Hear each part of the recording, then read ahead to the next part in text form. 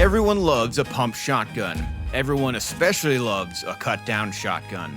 This one in particular belongs to a very good friend who has done a lot for me and this channel. Today we're gonna cut it down and militarize it like an old trench gun. Since I'm cutting a shotgun barrel, YouTube is gonna be all over this, so I'm gonna hit him with one of these.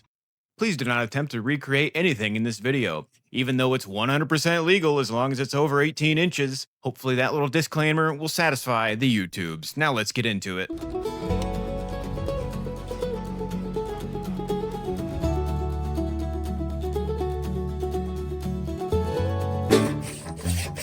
This segment is proudly sponsored by our Patreon community. For those unaware, there's an exclusive rifle build series happening behind the scenes, a one-of-a-kind Ruger 1022. Designed by you, built by me. As a Patreon supporter, you submit your ideas, the community votes, and I bring the winning concepts to life. Join us for just $5 a month to shape this project and help us create things no one has ever seen. Link is in my video description.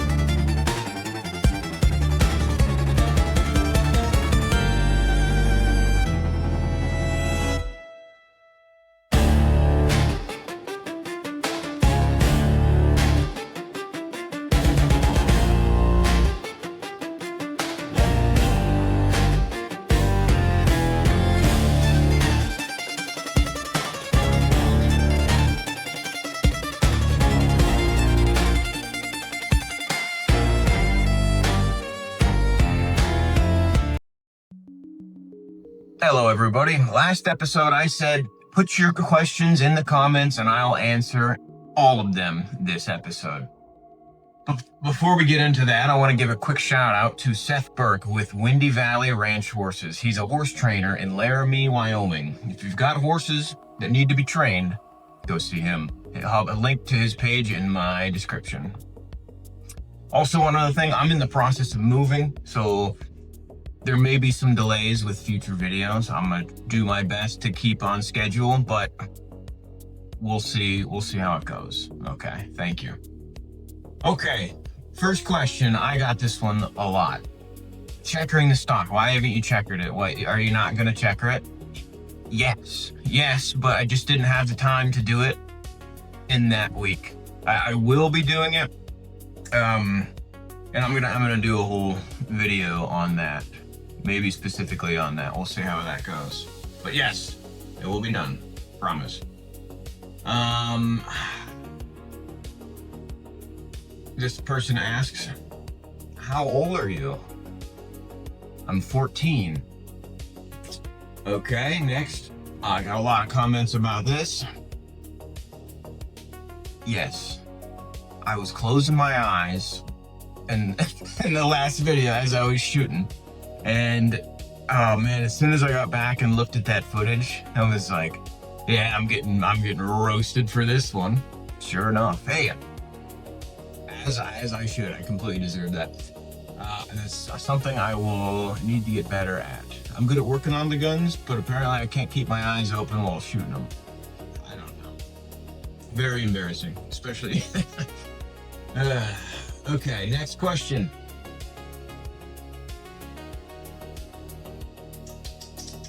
This person wants to know, getting started on gunsmithing. How do you start? Okay, so you can do it online through Trinidad. I'll have a link to their website. I'll have a link to their website in my video description. But I think one of the best ways to learn is just go and get an apprenticeship. You can learn. Well, I shouldn't say that. I've never been to a gunsmithing school, so I can't really say, but I've heard very good things from Trinidad. This person asks, what's your favorite and least favorite part about the trade? It's probably gotta be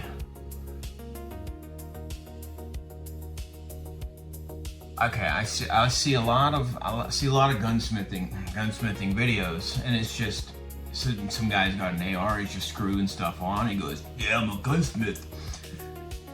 That's annoying.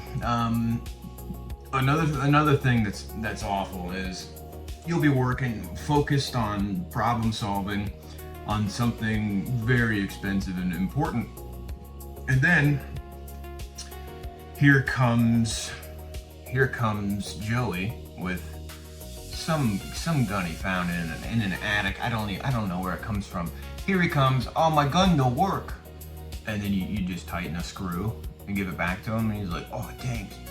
So that's a big distraction. Just little things like that, I would say.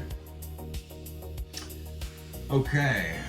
What techniques do you use to restore antique firearms while preserving their historical accuracy? This is a very good question. A very good question. So what we do is use all the same tools from the time period, and not only that, but you look and see where the scratch marks, the directions that they're going, and then you copy that, and you use the same methods that the factory you would use, and as well as the same materials that they had in the time frame. You know, you can't hot dip blue a gun from the 1800s, or else everyone's gonna know, you know? Okay. What's the best way to store an antique firearm to prevent tarnish over time? Cosmoline. Slather that baby up in Cosmoline and put it in a box. Best way possible. And this person asks, what are the most difficult repairs you face when working on firearms, and how do you approach them? Okay. Most difficult thing, always, every time, cheap guns. Yes. Cheap guns, for whatever reason, have a million parts. Good guns have like 4. So somebody once said, it takes any idiot can make something with a lot of parts, but it takes a genius to make it with a little amount of parts. Probably butchered that quote, but you get what I'm saying. And they break, and then you gotta go find some part somewhere on the internet, or make one even worse. And you put all that energy into repairing this thing, and at the end of the day, it's like a $100 gun. And you also never really know until you're in it, you know?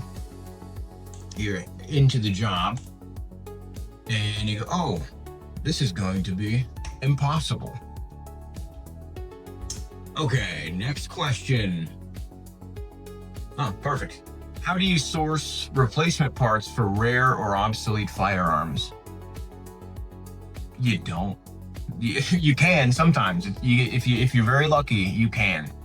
But man, that is a big challenge. You have to. A lot of times you have to make the part, and sometimes you don't even have the original part to copy. You kind of have to make it up as you go. You have to redesign that thing pretty much. If you can find a schematic or a picture or a diagram of the part, that's obviously so much better, but you don't always have that. For instance, I had a Spencer carbine, and there was a broken spring in the magazine spring, the latch. Oh, here's a picture of it. A broken spring. I'm thinking, okay, well, I'm not gonna find one of these on the market. So I make one, tempered it, go through all that process, and then it broke. So I made another one. All that process, it broke.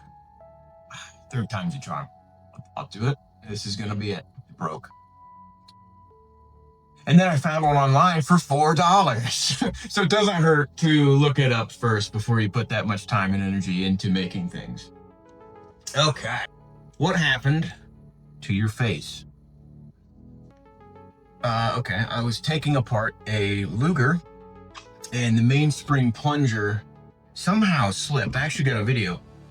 It slipped off the punch. I was holding it. I do not understand how this happened, but it slipped off, and there's a lot of power in that spring. This is like the mainspring of a Luger. So it hit me right upside the head, and it's done this. It's getting better now, but yeah.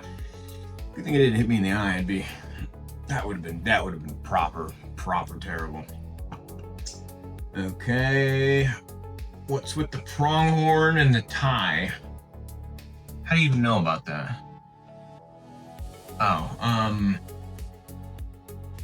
So the pronghorn's just a pronghorn, but the tie, it's signed by every member of the band, the Petersons. That they're a bluegrass family band from Branson, Missouri, and I got to meet them, and I've always loved them and their music. I'll put some of the links in my description. Yeah, just a great family, good band, great music, and I love Katie Peterson. If you're seeing this, send me an email. Okay, feeding conversion. Okay, 4570 rim is, yeah, it's bigger. So there's a crow dancing around down here. Sorry. The 4570 bigger rim. So the feed rails needed to be opened up and stoned, and then just feeding them back and forth until it works. Very technical. What is that word? It's a pain in the ass. There's a word for it that I cannot think of right now. Let me know in the comments what that is. Okay. What other sporter stocks would fit a Siamese Mauser action or could be made to fit without too much trouble? That's a good question, and I do not know. The thing about the Siamese Mauser is the slanted magazine box. So I'd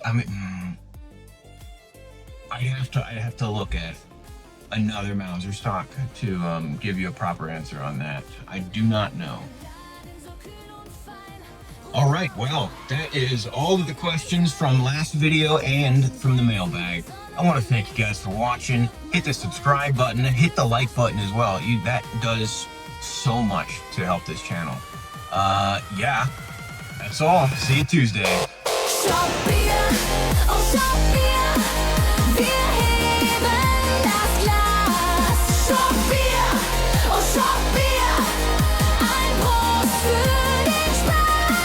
Egal ob helles, dunkles,